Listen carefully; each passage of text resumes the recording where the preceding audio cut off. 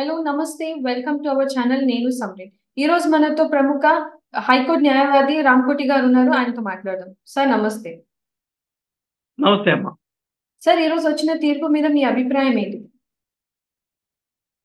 చూడండమ్మా, ఈరోజు ముఖ్యంగా సుప్రీంకోర్టులో ద్విసభ్య ధర్మాసనం, ఇద్దరు జడ్జీలతో కూడినటువంటి ధర్మాసనం చంద్రబాబు నాయుడు గారి కేసుకు సంబంధించి 17A మీద స్పెషల్ లీవ్ పిటిషన్ మీద గౌరవ హైకోర్టు ఏదైతే ఉందో ఆంధ్రప్రదేశ్ హైకోర్టు ఇచ్చినటువంటి తీర్పు మీద ఈరోజు వారి యొక్క తీర్పుని కూడా ఎస్ఎల్పిలో తీర్పుని చెప్పడం జరిగింది. ఇద్దరు జడ్జీలు కూడా ఏంటంటే భిన్నంగా ఇచ్చారు. ఒక జడ్జి ఇచ్చినటువంటి అభిప్రాయానికి భిన్నంగా మరో జడ్జి గారు కూడా చెప్పటం జరిగింది.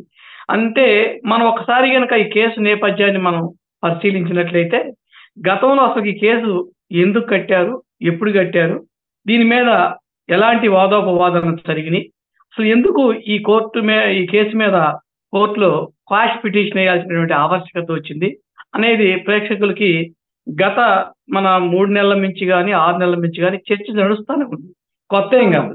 కాకపోతే మనం ఒకసారి కేసు పూర్వాల్లోకి వెళ్తే ఈ కేసు మనకి 2021 డిసెంబర్లో ఈ కేసుని 9వ తారీఖున నమోదు చేయడం జరిగింది. అప్పుడు ఈ కేసు నమోదు చేసినప్పుడు తర్వాత 21 నెలల తర్వాత చంద్రబాబు నాయుడు గారిని ముద్దాయిగా 7/9/2023లో ముద్దాయిగా చేర్చడం జరిగింది. 2 రోజులకే ఆయన్ని 9/9/2023లో అరెస్ట్ చేయడం జరిగింది. అప్పుడు వారు ఏం చెప్పారంటే కేసు నమోదైంది 2021 కదా, ఈ యొక్క మనకి అవినీతి నిరోధక చట్టం అనేది మనకి 1988లో రాజీవ్ గాంధీ గారి యొక్క ప్రభుత్వం హయాంలో వచ్చింది. అప్పుడు వారు ఏం చెప్పారంటే ఈ యొక్క అవినీతి వ్యవస్థలో పెరిగిపోయిన అవినీతిని వెలికి తీయటానికి ఈ చట్టం ఉపయోగపడుతుంది కాబట్టి అర్జున్ చేతిలో పాశుపతి అస్త్రం లాంటిది, అందుకని వ్యవస్థలో అవినీతిని వెలికి తీయొచ్చని అప్పుడు శాసనకర్తల ఉద్దేశంతో చట్టాన్ని తయారు చేశారు. చట్టం చేసినప్పుడు బాగానే ఉంది, దానికి మరోపక్క లోపాలు కూడా తర్వాత కనిపించింది. రాజకీయ నాయకులు కక్ష సాధింపు చర్యలో భాగంగా ప్రతిపక్ష నాయకుల్ని టార్గెట్ చేయడం కోసం గత పాలకుల మీద అక్రమ కేసులు ఎల్కే అద్వానీ గారి మీద కానివ్వండి, పివి నరసింహరావు గారి మీద కానివ్వండి, చిదంబరం గారి మీద కానివ్వండి, ఇలా అనేకమైనటువంటి ప్రముఖుల మీద కక్ష సాధింపు చర్యల్లో భాగంగా కేసులు పెడుతుంటే దానికి ఇరుగుడుగా మన 2018లో మనకి మోడీ గారు ఒక చట్ట సవరణ 17A తీసుకురావడం జరిగింది. దీనికి ముందు బ్యాక్గ్రౌండ్ కూడా లా కమిషన్ కూడా కొన్ని రికమెండేషన్స్ 2011-12లో చేసింది. ఇది అమాయకుల మీద ఈ కేసు పెడుతున్నారు కాబట్టి ఈ అమాయకుల మీద కేసు పెట్టేటప్పుడు ఎవరైతే పబ్లిక్ సర్వెంట్ ఉంటారో వారి యొక్క కాంపిటెంట్ అథారిటీ వాళ్ళని నియమించే అధికారి, తొలగించే అధికారం ఎవరికైతే ఉంటుందో వారి దగ్గర ముందస్తు పర్మిషన్ తీసుకోవాలి అన్నారు. ఇక్కడే కేసు మొత్తం కూడా దీని మీద ఆధారపడి హైకోర్టులో రిట్ పిటిషన్ క్వాష్ చేయటం కానివ్వండి, సుప్రీంకోర్టులో స్పెషల్ లీవ్ పిటిషన్ కానీ జరిగింది. అయితే ఇక్కడ ఏంటంటే ప్రాసిక్యూషన్ వారు ప్రధానంగా ఏం చెప్పారంటే నేరం 2018కి ముందు జరిగింది కాబట్టి నేరం జరిగినటువంటి సంఘటన జరిగినటువంటి తేదీని పరిగణలోకి తీసుకొని చంద్రబాబు నాయుడు గారి మీద ముందస్తు పర్మిషన్ అవసరం లేదు అని ఒక వాదం సిఐడి తరపున ప్రభుత్వం పొన్నవల్లి సుధాకర్ రెడ్డి గారు మొదటి నుంచి కూడా వినిపిస్తూ వచ్చారు.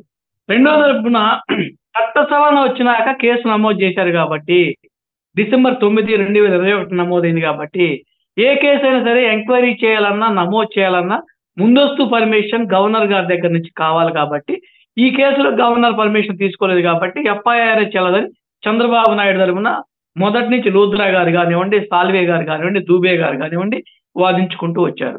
తర్వాత దీన్ని గౌరవ హైకోర్టు 22/9/2023లో ఇచ్చినటువంటి తీర్పుని సవాలు చేస్తూ సుప్రీంకోర్టులో రిమాండ్ రద్దు చేయండి, దాంట్లో భాగంగా చంద్రబాబు నాయుడు గారి మీద పెట్టినటువంటి ఎఫ్ఐఆర్ని కూడా రద్దుపరచండి అని చెప్పి మనకి సుప్రీంకోర్టులో స్పెషల్ లీవ్ పిటిషన్ దాఖలు చేయడం జరిగింది. క్రైమ్ నెంబర్ 29/2021 సంబంధించి.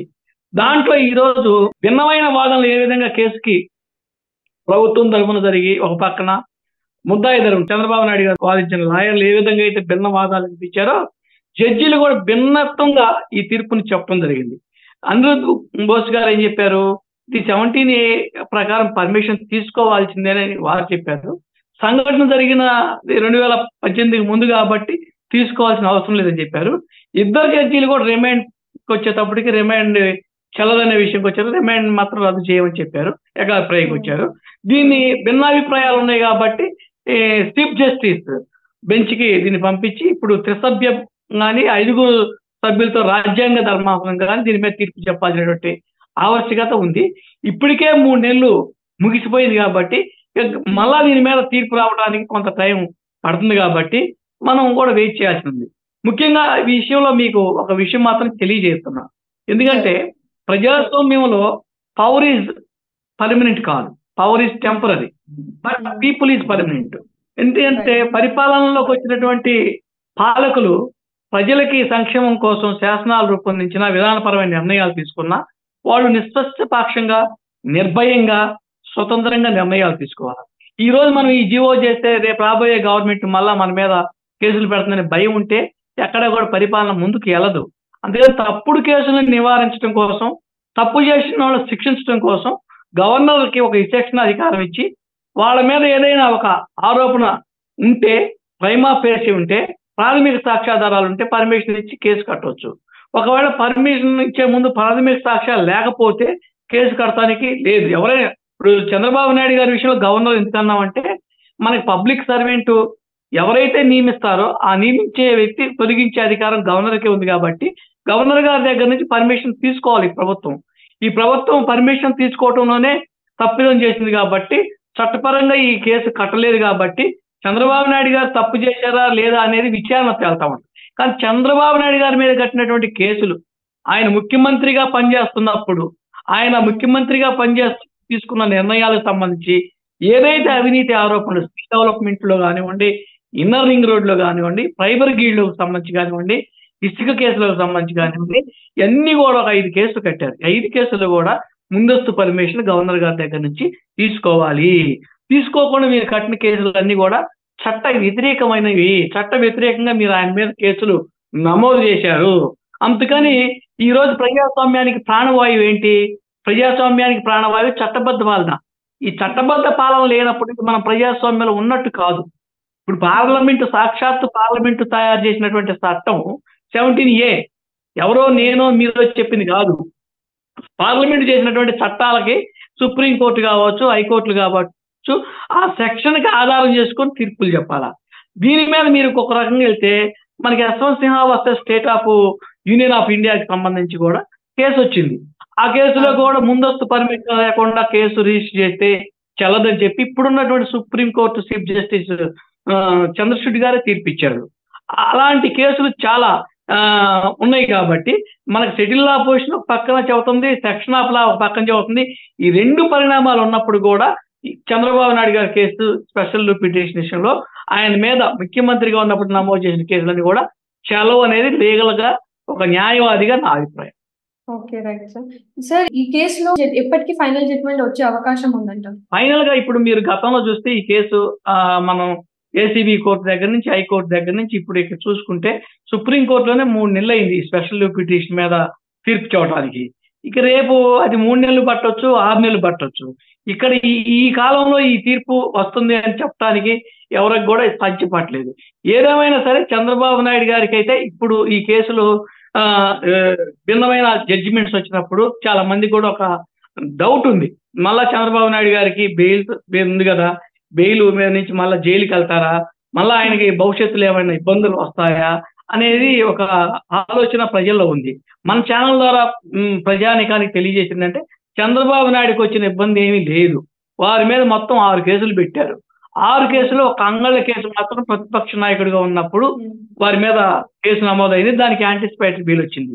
మిగతా 5 కేసుల విషయంలో ఇప్పటికే మనకి స్కిల్ డెవలప్మెంట్ కేసులో జస్టిస్ మల్లికార్జున గారు బెయిల్ ఇచ్చారు. అదేవిధంగా ఇన్నర్ రింగ్ రోడ్ కేసులు ఇచ్చారు, న్యూ మద్యం పాలసీ కేసులు ఇచ్చారు.